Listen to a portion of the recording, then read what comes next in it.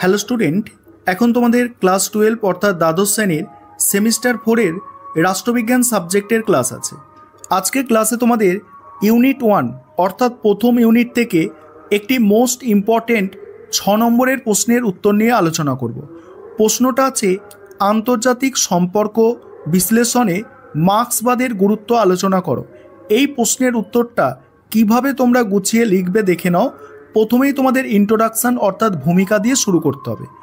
আন্তর্জাতিক সম্পর্ক বিশ্লেষণে ক্ষেত্রে মার্ক্সবাদ একটি অত্যন্ত গুরুত্বপূর্ণ ও প্রভাবশালী চিন্তাধারা। এই দৃষ্টিভঙ্গি আন্তর্জাতিক ব্যবস্থার সব রাজনৈতিক ঘটনাকে তার অর্থনৈতিক কাঠামোর সঙ্গে যুক্ত করে দেখতে চায়।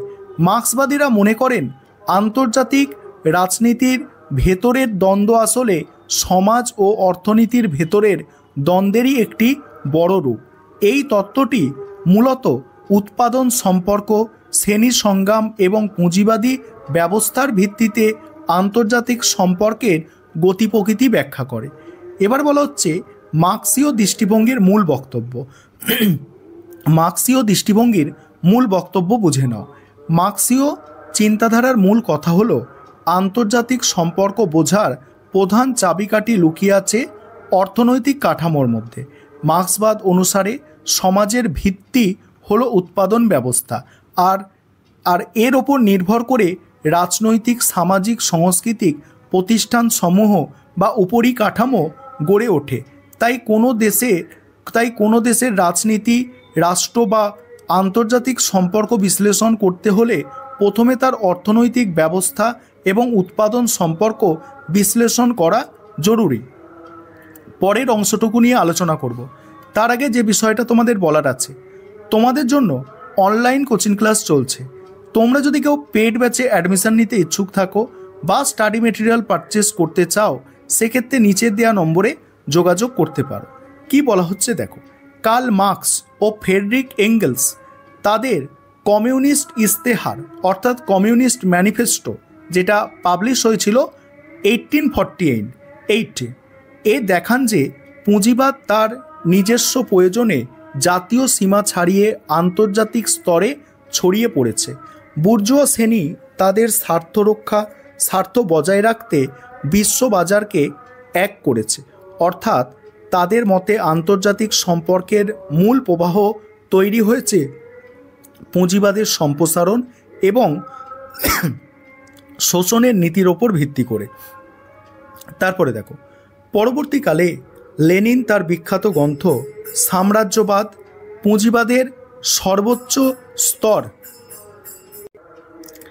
এখানে পুঁজিবাদের সর্বোচ্চ স্তর, এই বইটা ইংলিশে যদি নামটা লিখতে পারো পরীক্ষায় ভালো হয়, imperialism the high stage of capitalism 1916 এ দেখান যে, মানে লেনিন এই বইটা লিখেছেন, দেখান যে সাম্রাজ্যবাদ হলো পুঁজিবাদেরই চরম বা চূড়ান্ত পর্যায়। তিনি ব্যাখ্যা করেন পুঁজিপতিরা যখন দেশে আর বেশি মুনাফা করতে পারে না, তখন তারা অধিক মুনাফার আশায় বিদেশে পুঁজি রপ্তানি শুরু করে। এই পুঁজি রপ্তানি এবং নতুন বাজার দখল ও সম্পদের ভাগ বাটোয়ারা নিয়ে পুঁজিবাদী রাষ্ট্রগুলির মধ্যে প্রতিযোগিতা শুরু হয়, যা শেষ পর্যন্ত যুদ্ধ বা সংঘাতের জন্ম দেয়। এইভাবে মার্ক্সবাদীরা আন্তর্জাতিক সংঘাতকে পুঁজিবাদী অর্থনৈতিক ব্যবস্থার একটি অনিবার্য ফল হিসাবে দেখান। 20 শতকের মাঝামাঝি সময়ে মার্ক্সবাদের প্রভাবে নির্ভরতার তত্ত্ব, অনুন্নয়নের উন্নয়ন তত্ত্ব, বিশ্ব ব্যবস্থা তত্ত্ব এর মতো চিন্তাধারার জন্ম নেয়। এই তত্ত্বগুলোতে উন্নত দেশগুলিকে কেন্দ্র এবং অনুন্নত দেশগুলিকে প্রান্ত হিসাবে চিহ্নিত করে তাদের অর্থনৈতিক সম্পর্কের বিশ্লেষণ করা হয়। অর্থাৎ মার্ক্সীয় দৃষ্টিভঙ্গি আন্তর্জাতিক রাজনীতিকে একটি অর্থনৈতিকভাবে নির্ধারিত কাঠামোগত সম্পর্ক হিসাবে বোঝার পথ দেখিয়েছে। সমালোচনায় প্রথম পয়েন্ট হচ্ছে, বাস্তববাদীরা মনে করেন আন্তর্জাতিক রাজনীতিতে কেবল অর্থনীতি নয়, বরং রাষ্ট্রের ক্ষমতা, নিরাপত্তা এবং জাতীয় স্বার্থই প্রধান। তারপরে দেখো 2 নম্বর হচ্ছে মার্ক্সবাদ রাষ্ট্রকে শুধুমাত্র শ্রেণী স্বার্থের প্রতিফলন হিসাবে দেখলেও সমালোচকেরা রাষ্ট্রকে একটি স্বতন্ত্র একক হিসাবে দেখতে চান।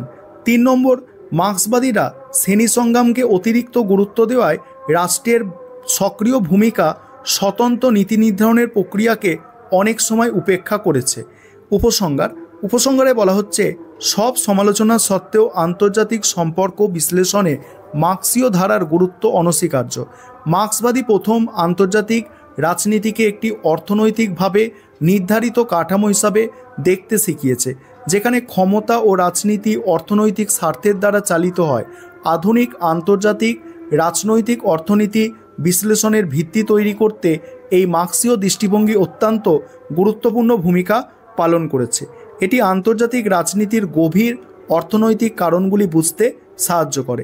এই ছিল তোমাদের আজকে